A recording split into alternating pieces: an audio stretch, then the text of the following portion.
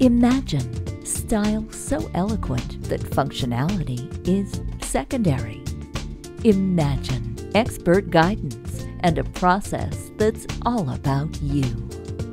Imagine exceptional quality at a price you can feel good about. Imagine immense satisfaction. Mark Hall Cabinetry, where everything you imagine materializes.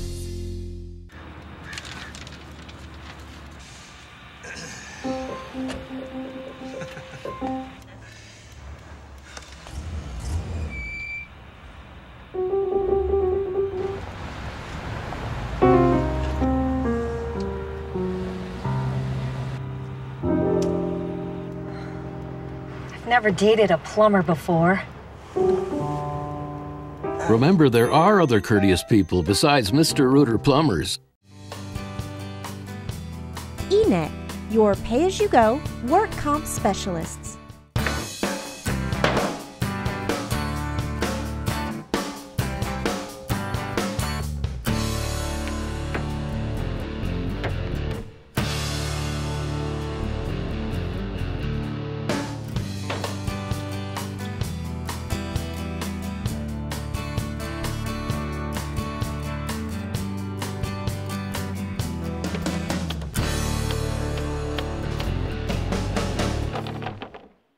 We're on day 168 here on Building for Better Living, the home of John and Toby. And guys, the biggest thing that we've had to encounter here has been the weather. That's been the problem with this whole project. It has went from snow on the first day of spring to nothing but rain. Last week was a real good week, but the rain came on Friday just as soon as we were starting to get on a roll. The rain came Friday. And then again, we started to work on the house again today, and then all of a sudden rain came again. As you can see around me, we've got puddles everywhere. And the unfortunate side effect is until we get under roof, we really can't work on anything else inside because water is still coming through the wood cracks. So we got to get the tar paper on there throughout the whole roof. Well, when you have a hard rain coming, it's really not safe to be on the roof. So we got down from the roof, went and worked on an indoor project. And all the rain does is just slow everything up. So that's the biggest thing to overcome. The house is progressing now, and we're a little eager to see things picking up a little bit since we've been kind of held back by the weather.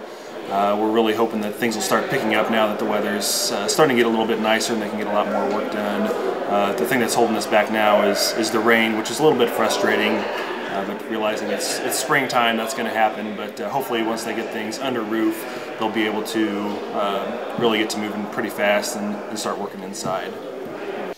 As I was talking before, we have sheeting up here on the roof part of it, but until you get tar paper on there, you can tell the floor is completely wet. So you can tell it's at least rained out here today.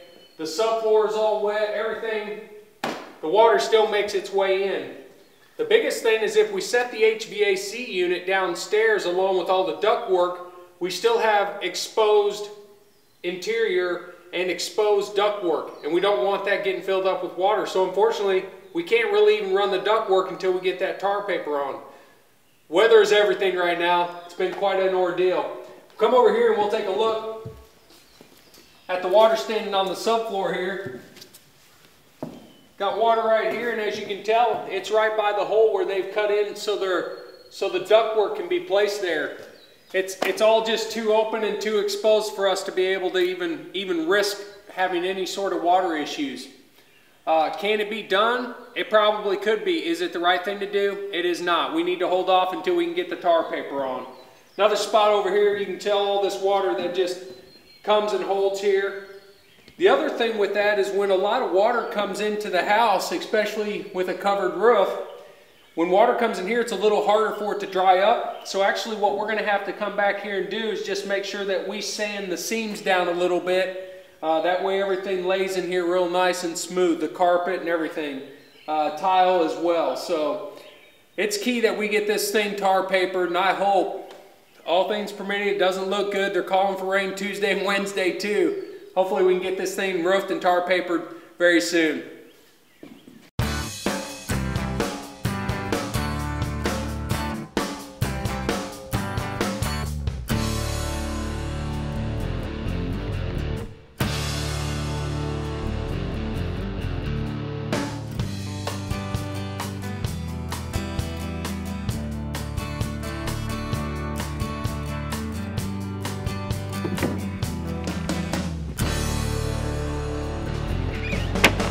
As you can see out here, we've got the tar paper on the roof. Well, why that's so significant is that's what it's allowed us to get all these other trades started in here for the rough ends, all of the mechanical systems like the HVAC, the plumbing, and the wiring. We all have to have it covered with the felt paper so that we're relatively watertight. The shingles is what's coming next here the next day or two, but we had to have the felt on in order for all these other contractors to get started. You don't want water in your new ductwork. And you can kind of see how it just overlaps all the way up there in the front. We have 3 gables that come together. With the 3 gables come together, we actually had to build what they call a little cricket, because you can't have the 2 gables come like that. It's going to cause a water issue. So by building a cricket, we kind of flatten it out towards the front, and then we overlapped that with a special roofing product called Weather Watch. It's like a rubberized membrane, like a neoprene membrane that's sticky on one side. So we actually go over all the seams with that, and it's far superior to the tar paper in that when you nail through it, it actually seals back around the nail. But it is more, obviously it's much more costly, so you use it where you need to, like valleys, use it at valleys, gables, places like that, where anywhere a seam or a joint comes together and water might slow down a little bit, you can reinforce that with that Weather Watch product.